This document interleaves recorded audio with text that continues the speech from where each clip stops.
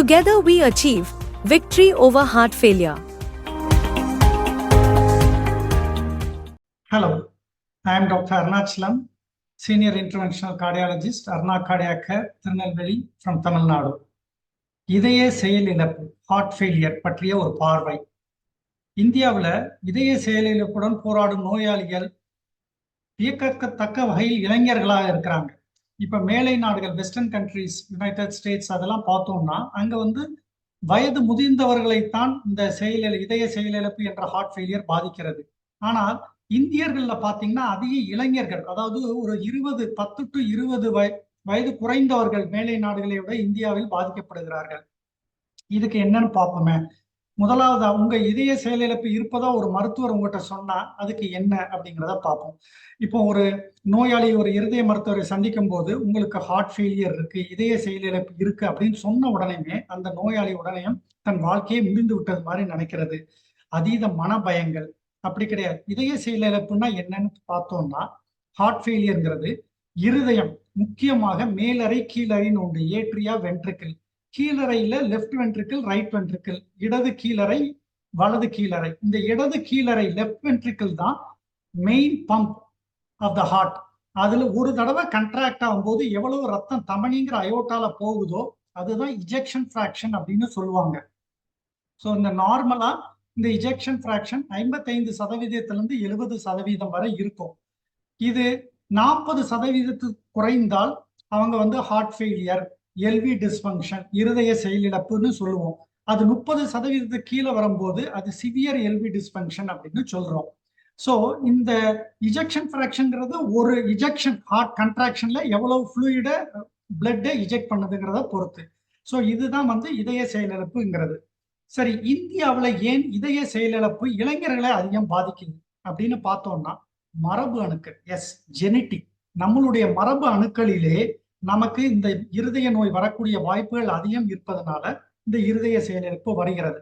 மற்றும் இந்த இருதய செயலிழப்பு காரணங்கள் பார்த்தீங்கன்னா, கொரோனரி ஆர்டரி டிசீஸ் என்று சொல்லக்கூடிய இருதய இரத்த குழாய் பாதிப்பு, வால்வுலார் ஹார்ட் டிசீஸ் என்று சொல்லக்கூடிய இதய வாழ்வு நோய்கள், கார்டியோமயோபதி என்று சொல்லக்கூடிய இருதய தசை நோய்கள், இதெல்லாம் காரணம். கன்ஜெனிட்டல் ஹார்ட் டிசீஸ், பிறப்பால் வரக்கூடிய நோய்கள். ஸோ இந்த இருதய பாதிப்பு ஏன் அதிக இளைஞர்களை பாதிக்கு அப்படின்னு பார்த்தீங்கன்னா, மரபணுக்கள் ஒரு காரணமா இருந்தாலும் இங்க வளரும் நாடுகளான இந்தியாவில் அதிகமான புகைப்பழக்கம், புகையிலை பழக்கம், ஸ்மோக்கிங், சிகரெட்ஸ் மற்றும் இந்த ட்ரக் அடிக்ஷன் இதெல்லாம் இருப்பதும் ஒரு காரணம். மற்றும் இந்தியாவில் இளைஞர்கள் அதிகம் சர்க்கரை நோயால, குறைந்த வயது 30 வயது உள்ளவர்கள் அதிகம் சர்க்கரை நோயால பாதிக்கப்படுறாங்க. அதுவும் ஒரு முக்கிய காரணமாக குறைந்த வயது இதய செயலிழப்புக்கு காரணமாக அமைகிறது. தொடர்ந்து இதய செயலிழப்பான அறிகுறிகள் எப்படி இருக்கும் அப்படின்னு பாத்தீங்கன்னா, பொதுவா எப்படி சொல்லுவோம்னா, left ventricular failure, right ventricular failure, இடது கீழறை இருதய செயலிழப்பு, வலது கீழறை இதய செயலிழப்பு அப்படின்னு வச்சுக்கலாம். இடது இருதய செயலிழப்புல என்ன இருக்கும்னா, நுரையீரல்ல நீர் தங்குவதனால ஒரு வறட்டு இருமல் இருக்கும். அவங்களால படுத்து தூங்க முடியாது, பிளாட்டா நடந்தாங்கன்னா மூச்சு திணறல் அதிகமாக இருக்கும், அடிக்கடி சளி பிடிக்கக்கூடியது இருக்கும், உடம்பு ரொம்ப அசதியாக இருக்கும். வலது இருதய செயலிழப்பு சேர்ந்து கொள்ளும் போது கால் வீக்கம் ஏற்படும், கல்லீரல்ல வீக்கம் ஏற்படனால பசி இருக்காது, ஒரு மந்த நிலை இருக்கும். இது ரெண்டு இணைந்திருப்பதை கன்ஜஸ்டிவ் ஹார்ட் ஃபெயிலியர் அப்படின்னு சொல்றோம். இந்த நோயிலிருந்து, இதய செயலிழப்பு நம்ம எப்படி காத்துக்கொள்வது அப்படின்னு பார்த்தோம்னா, முதல்ல எதுக்குமே prevention is better than cure, அதாவது வரும் முன் காப்பதுதான் சிறந்தது அப்படின்னு எல்லா இதுமே இலக்கியங்களும் சொல்லுகிறது.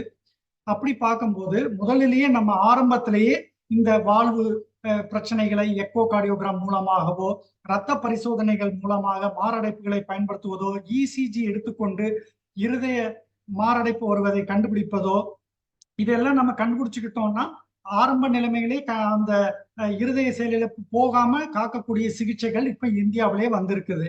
இது மட்டும் இல்ல, உணவு பழக்க வழக்கங்கள். இன்னைக்கு பாத்தீங்கன்னா இந்தியால நம்ம வளரும் நாடுகள்ல அதிக ஃபாஸ்ட் ஃபுட்ஸ், அதாவது ஜங்க் ஃபுட்ஸ் என்று சொல்லக்கூடிய நம்ம அதிக பொரித்த உணவுகள், மைதா சார்ந்த உணவுகள் மற்றும் நிறைய நம்ம இந்த குக்கீஸ் போன்ற பிஸ்கட் சார்ந்த உணவுகள், இது மாதிரி இதை எடுத்துக்கொள்வது, நேரம் தவறி உணவு கொள்வது, சரியான ஆரோக்கியமான உணவுகளை உட்கொள்ளாம இருப்பது, அதுக்கப்புறம் பாத்தீங்கன்னா உடற்பயிற்சி இல்லாம இருப்பது, அதிக மீடியா டைம், அதாவது நம்ம லேப்டாப்பு, டிவி பார்ப்பது மற்றும் இந்த சோசியல் மீடியாவை யூஸ் பண்ணுவது, உடல் உழைப்பு குறைந்து உடற்பயிற்சி கம்மியாக இருப்பது, இதுக்கெல்லாம் மேல மன அழுத்தம், ஸ்ட்ரெஸ், அது இல்லாம புகைப்பிடித்தல், மது போன்றவற்றுக்கு அடிமையாயிருப்பது, இதெல்லாம் நம்ம தவிர்க்கிற மூலமாக இருதய செயலிழப்பை நாம கட்டுப்படுத்தலாம். இதய செயலிழப்பு கண்டுபிடிச்ச பிறகு நம்ம எப்படி செய்யலாம் அப்படின்னா, இப்போது உள்ள மருத்துவ உலகில் ஒரு இசிஜி என்று சொல்லக்கூடிய எலக்ட்ரோ கார்டியோகிராம், எக்கோ கார்டியோகிராம், இருதய ஸ்கேன் மற்றும் ட்ரோபோனின் மற்றும் இரத்த பரிசோதனைகள், இது மூலமாக நம்ம ரொம்ப ஆரம்ப ஸ்டேஜ்லேயே இருதய செயலிழப்பை கண்டுபிடிக்க முடியும். கண்டுபிடித்த பின்பு ACE inhibitor, ARB, sacubitril valsartan, beta blockers, அதுக்கப்புறம் எம்ஆர்ஏஸ் போன்ற நிறைய நல்ல மருந்துகள் இருக்கிறது இருதய செயலிழப்புல இருந்து நம்ம காத்துக்கொள்வதற்கு.